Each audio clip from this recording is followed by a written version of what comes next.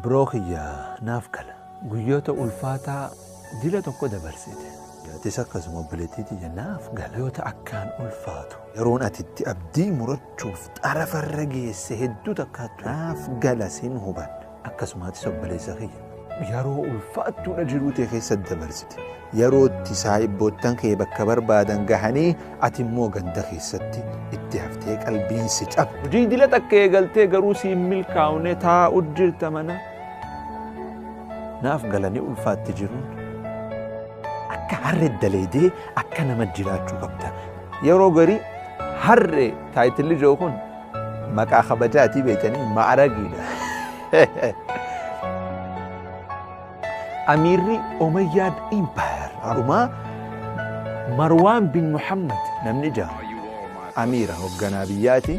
Maqaan isaa haqoosaa Marwaan Al-Himaar ture. Marwaan harricha wadala jechuudha. Maaliif inni beektaa'u?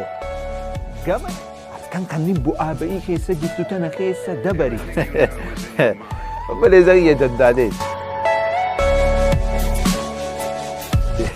Akkasii guyyoonni ati amma keessa jirtu kun damuuf ta'a shakkii takkan kun laazima bakka barbaaddu sun gahuudhaa lafa'uu qabda. Jilbi si haa solloqu, harki si haa caccabu, halloon si haa gurraachaa'u, fuulli si haa shumtu, rifeensi si haa malaatamu, miilli si haa caccabu malee harkan kan maaliif harka kan